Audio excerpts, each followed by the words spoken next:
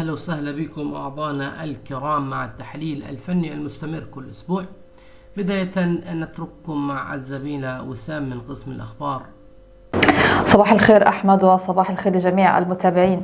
بعد أسبوع حافل ومليء ببيانات اقتصادية وأخبار عالمية كان لها الأثر الكبير على تحركات أسواق العملات، نستهل هذا الأسبوع بمحركات، ولكن من بداية يوم الثلاثاء 18 أكتوبر نبدأها في مناطق الفترة الآسيوية بالنيوزيلندي دولار بانتظار بيانات مؤشر أسعار المستهلكين الربع السنوي والتوقع بتسجيل تراجعا ب1.6%. ننتقل لمناطق الفترة الأوروبية. في مناطق العملة الموحدة اليورو ننتظر بيانات مؤشر زيو لمعنويات الاقتصاد الألماني، وتشير التوقعات إلى إيجابية القراءات حيث يسجل 60 نقطة. يوم الأربعاء 19 أكتوبر البيانات في مناطق الفترة الأوروبية والأمريكية، نبدأها بمناطق الاسترليني، ننتظر بيانات مؤشر أسعار المستهلكين وتوقعات الأسواق بارتفاعها ب10.2%. في نفس الفترة في مناطق اليورو ننتظر بيانات مؤشر أسعار المستهلكين أيضا والتوقعات بتسجيل 10%. ننتقل لمناطق الفترة الأمريكية للدولار الأمريكي بانتظار تصاريح البناء والتوقعات بارتفاعها ب1,575,000 تصريح منزل. أما بالنسبة للدولار الكندي ننتظر بيانات مؤشر أسعار المستهلكين الأساسي، ولكن لم تصدر توقعات الأسواق حتى هذه اللحظة. الخميس 20 أكتوبر محركات اليوم في مناطق الأسترالي، حيث ننتظر بيانات معدل التغير في التوظيف والتوقع بتسجيل ارتفاعا ب35,000 وظيفة. في مناطق الدولار الأمريكي بانتظار بيانات مؤشر فيلادلفيا للصناعات التحويلية وتسجيلها تراجعا ب4 نقاط. في نفس الفترة أيضا ننتظر بيانات مبيعات المنازل القائمة، وتشير توقعات الأسواق إلى تسجيل انخفاضا ب4,070,000 منزل قائم. يوم الجمعة 21 أكتوبر البيانات في مناطق الباوند للفترة الأوروبية، ننتظر مبيعات التجزئة شهرية وتسجيلها إيجابية بانخفاض ب0.5%. أما بالنسبة للدولار الكندي في مناطق الفترة الأمريكية ننتظر بيانات مبيعات التجزئة باستثناء السيارات لأنها تشوه المسار العام للاتجاه، والتوقع بتسجيل تراجعا ب1.2%، تعطي قراءة إيجابية أفضل من القراءة السابقة التي سجلت تراجعا ب3.1%. هذه كانت أهم محركات الاقتصادية لهذا الأسبوع. نتمنى التوفيق لجميع المتداولين. عودة مرة أخرى للزميل أحمد لمتابعة التحليلات الفنية. عودة مرة أخرى للتحليلات الفنية. بالنسبة لإندكس الدولار كما هو منذ أسبوعين وتحليلنا مستمرين فيه بالصعود لتحقيق أهداف 113 وحققها، ومستمرين لتحقيق هدف 115 والهدف النهائي بإذن الله تعالى، واللي احنا معتمدين عليه أو مراهنين عليه إنه يكون بداية هبوط اندكس الدولار، وهي منطقة 117.40. بالنسبة للذهب حققنا الأهداف المقترحة خلال الأسبوع الماضي. في هذا الأسبوع أيضا ما زالت فرص البيع قائمة من المستويات الحالية حتى مستويات 1685، منها نستهدف 1630 ومستويات 1612. لكن السيناريو البديل في حال كسر منطقة 1705 أو 1685 واستقرار أعلى منها، فنتحدث عن عمليات شراء مباشرة نستهدف فيها مستويات 1700 ومستويات 1715. بالنسبة للباوند دولار حققنا الهدف الأول المقترح خلال الأسبوع الماضي. في هذا الأسبوع أيضا ما زالت فرص البيع قائمة من المستويات الحالية حتى مستويات 1.1330، ومنها نستهدف مستويات 1.0950 ومستويات 1.0680.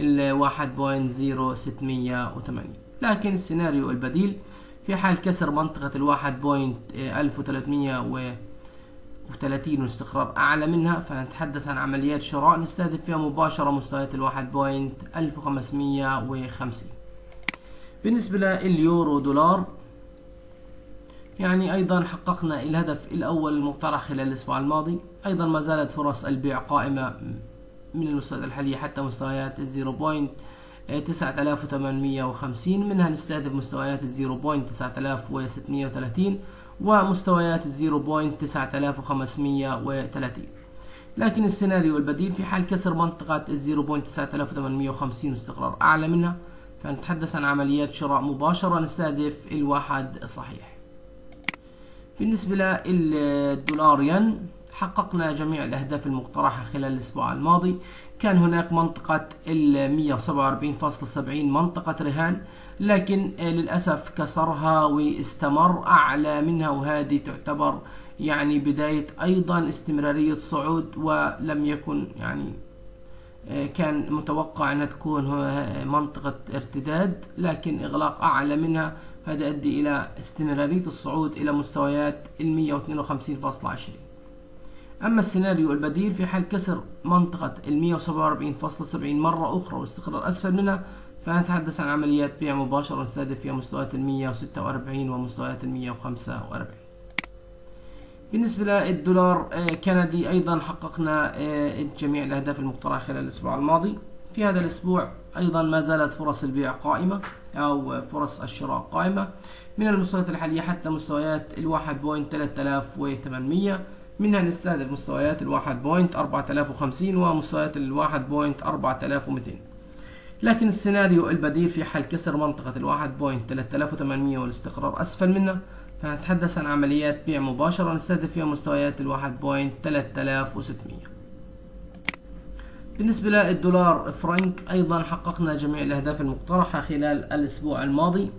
في هذا الأسبوع تعتبر أيضا ما زالت فرص الشراء قائمة من المستويات الحالية حتى مستويات الواحد صحيح، منها نستهدف مستويات 1.0120 ومستويات 1.0160. لكن السيناريو البديل في حال كسر مستويات الواحد صحيح والاستقرار أسفل منها، فنتحدث عن عمليات بها نستهدف فيها مستويات 0.9880.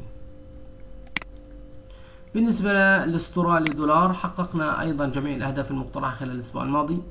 في هذا الأسبوع تعتبر منطقة بيع أيضا من المستويات الحالية حتى مستويات 0.6280، منها نستهدف مستويات 0.6100 ومستويات 6000. لكن السيناريو البديل في حال كسر منطقة 0.6280 واستقرار أعلى منها، فنتحدث عن عمليات شراء مباشرة نستهدف فيها مستويات 0.6450 ومستويات 0.6500.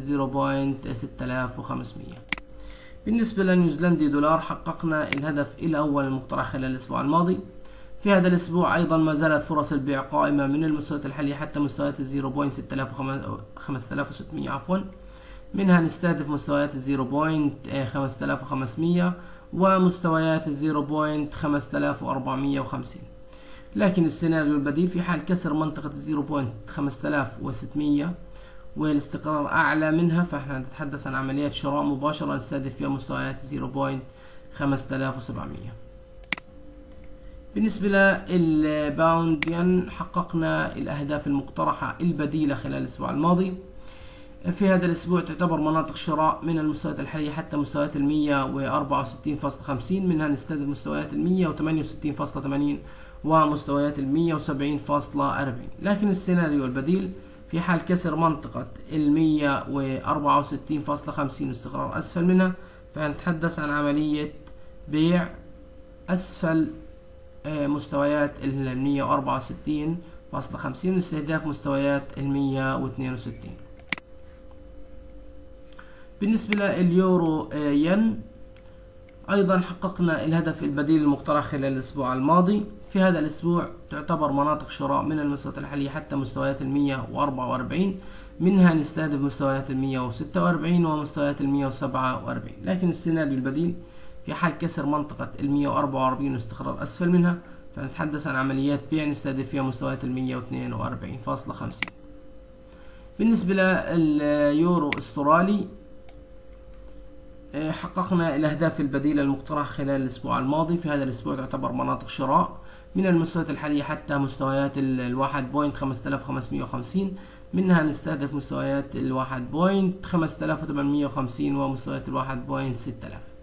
لكن السيناريو البديل في حال كسر منطقة 1.5550 واستقرار أسفل منها، فنتحدث عن عمليات بيع مباشرة نستهدف فيها مستويات 1.5300. وأخيرا بالنسبة للنفط حققنا جميع الأهداف المقترحة خلال الأسبوع الماضي. في هذا الأسبوع ما زالت أيضا فرص البيع قائمة من المستويات الحالية حتى مستويات 88، منها نستهدف مستويات 82 ومستويات 77. لكن السيناريو البديل في حال كسر منطقة 88 واستقرار أعلى منها، فنتحدث عن عمليات الشراء نستهدف فيها مستويات 90 ومستويات 92. يعني بذلك بنكون قد انتهينا من التحليل الفني لهذا الأسبوع.